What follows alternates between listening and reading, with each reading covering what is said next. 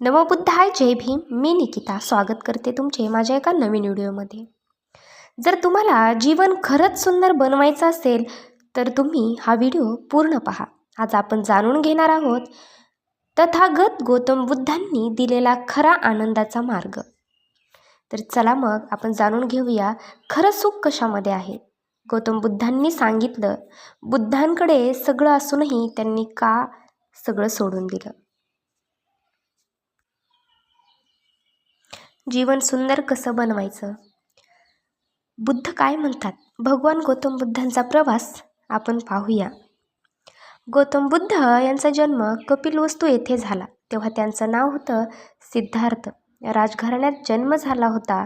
ऐश्वर्य सुखसोयी सगळं त्यांच्याकडे भरपूर होतं, पण तरीही त्यांचं मन अस्वस्थ होतं. त्यांचं मन अस्वस्थ का होतं. एवढ्या सुखसोयी असताना, एवढं राजघराण्यात जन्म झाला होता, एवढं ऐश्वर्य होतं, तरी तथागत गौतम बुद्धांचं मन अस्वस्थ का होतं. एक दिवस त्यांनी 4 गोष्टी पाहिल्या. एक वृद्ध माणूस पाहिला, एक आजारी माणूस पाहिला, एक मृतदेह पाहिला आणि एक शांत संन्यासी त्यांनी पाहिला. त्यांना जाणवलं जीवनात दुःख आहे, पण यावर उपायही असणार. जीवनाचं पहिलं सत्य बुद्धांनी सांगितलं. जीवनाचं पहिलं सत्य हे दुःख आहे. बुद्ध म्हणतात जीवनात दुःख आहे हे मान्य केलं की अर्धा प्रवास पूर्ण होतो. दुःख म्हणजे फक्त रडणं नाही, अपेक्षा करणं किंवा अपेक्षा पूर्ण न होणं हे दुःखाचं कारण आहे. आपल्या माणसाचं बदलणं हे दुःखाचं कारण आहे. आपल्याला अपयश येतं, आपण दुःखी होतो. आपल्याला भीती वाटते, आपण इतरांशी तुलना करतो.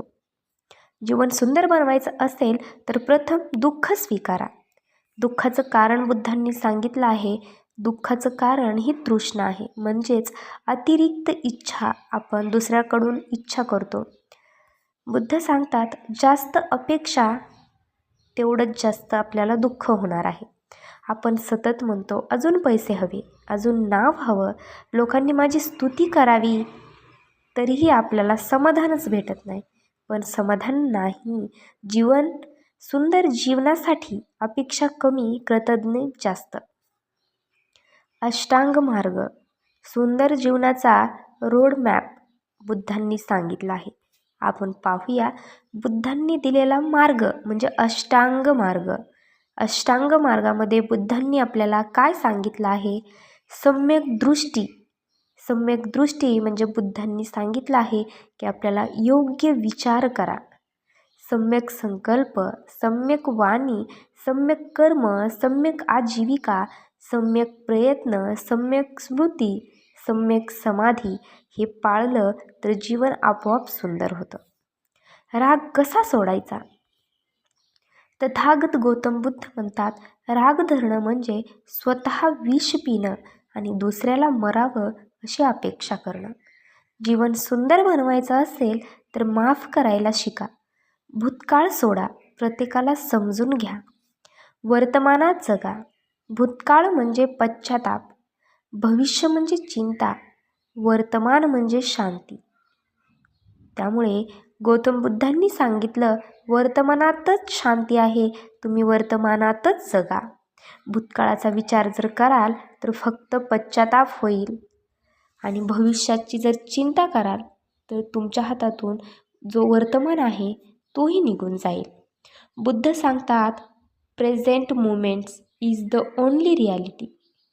दररोज 10 मिनिटे शांत बसा, श्वासावर लक्ष द्या, आपल्या हातातील मोबाईल दूर ठेवा आजच्या काळासाठी.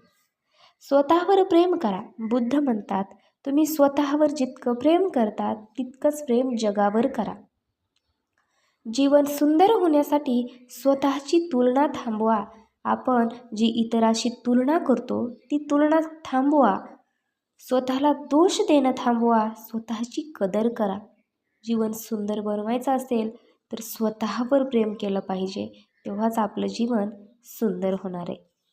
एक छोटी कथा आपण पाहूया जी की बुद्धांनी सांगितलेली आहे.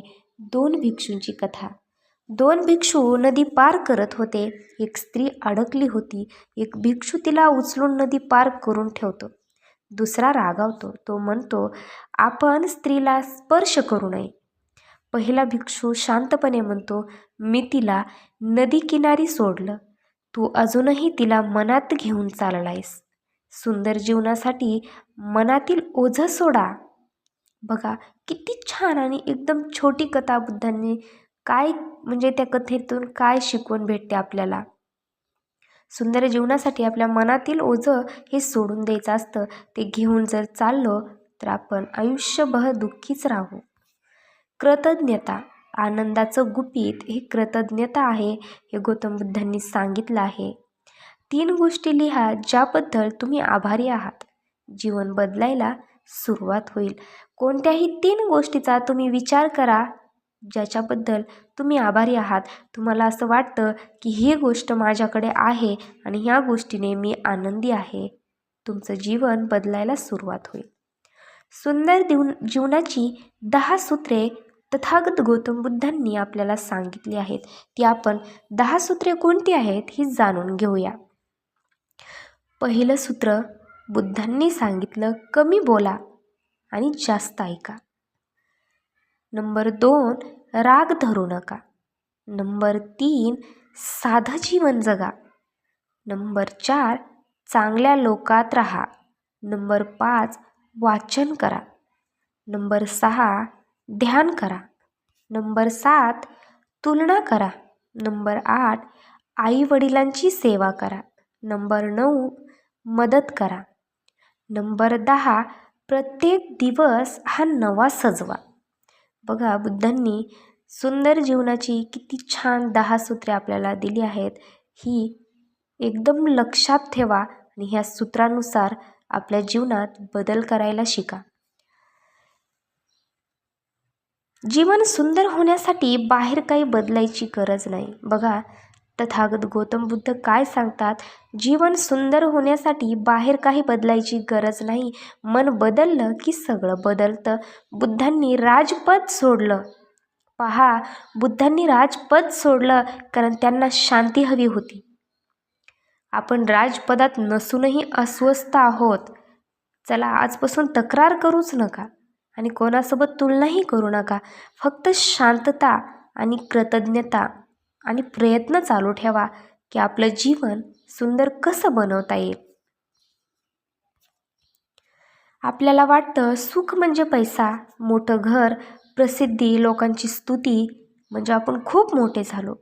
पण लक्षात ठेवा, नीट ऐका.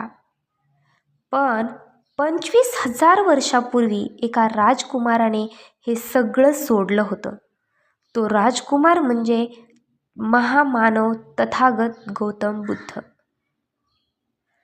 विचार करा, ज्याच्याकडे सगळं होतं तो का अस्वस्थ होता? कधी विचार केला या गोष्टीचा? वाचा, बुद्धांना वाचा. विचार करा, ज्यांच्याकडे सगळं होतं तो का अस्वस्थ होता? राजवाड्यातील कैद सिद्धार्थ राजकुमार होते. सोनेरी महल होता. त्यांच्यापाशी नृत्यांगना, स्वादिष्ट अन्न, खूप सारे सेवक. पण फक्त एक गोष्ट नव्हती, ती मनाची शांतता. त्यांचे वडील त्यांना दुःख दिसू देत नव्हते कारण त्यांना भीती होती की सिद्धार्थ हा संन्यास घेतील.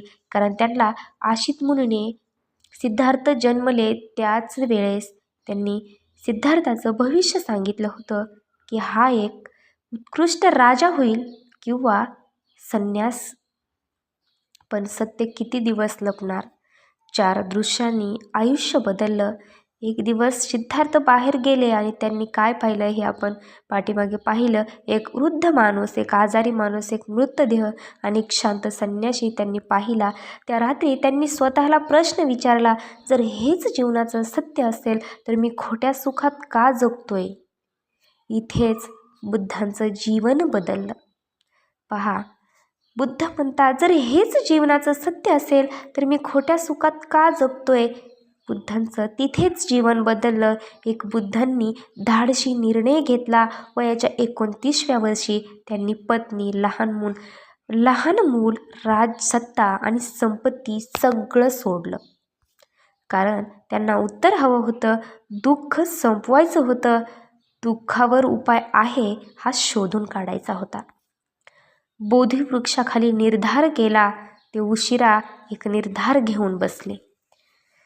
जेव्हा त्यांनी 6 वर्ष कठोर तपस्या केली आणि त्यानंतर त्यांनी सुजातेची खीर प्राशन करून ते उशिरा एक निर्धार घेऊन बसले, सत्य मिळेपर्यंत मी उठणार नाही. तेव्हा त्यांना मध्यम मार्ग हा समजला होता. दिवस गेले, रात्र गेली, मनात भीती आली, मोह आला, शंकाही आली, पण त्यांनी हार मानली नाही. आणि एक पहाट झाली.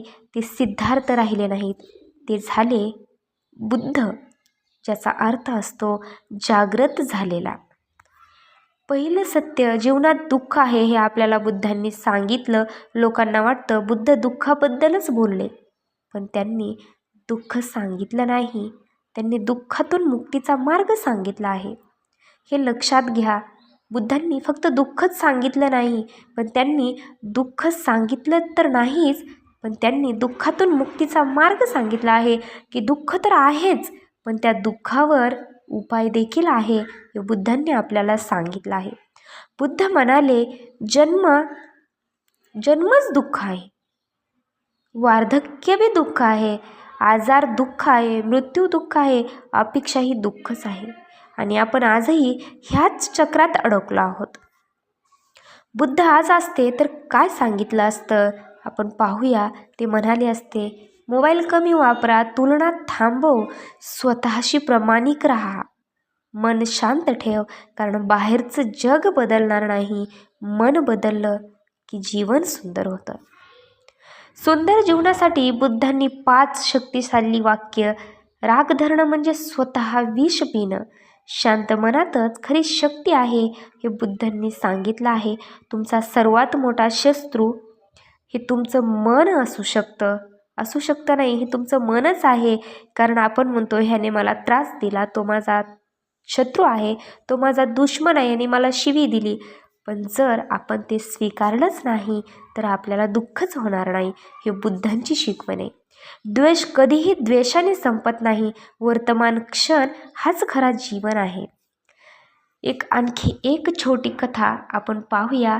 एक माणूस बुद्धांकडे आला आणि शिवीगाळ करू लागला. पहा, बुद्धांनी किती छान प्रकारे त्याला उत्तर दिलेलं आहे. एक माणूस बुद्धांकडे आला आणि शिवीगाळ करू लागला, कारण बुद्ध शांत बसले होते. तो म्हणाला, तुम्ही बोलत का नाही? त्या माणसाने खूप शिव्या दिल्या, खूप वाईट बोलला, बुद्धांवर टीका केली की तू माणसाला वेडं बनवतोयस, तू पाखंडी आहेस, असं खूप सारं बुद्धांना बोलला, शिवीगाळ दिली. तरीही बुद्ध शांत बसले होते. तो म्हणाला, तुम्ही काही का बोलत नाहीत? मी तुम्हाला एवढ्या शिव्या देतोय, तुमच्यावर एवढे आरोप करतोय, तरीही तुम्ही एवढे शांत का?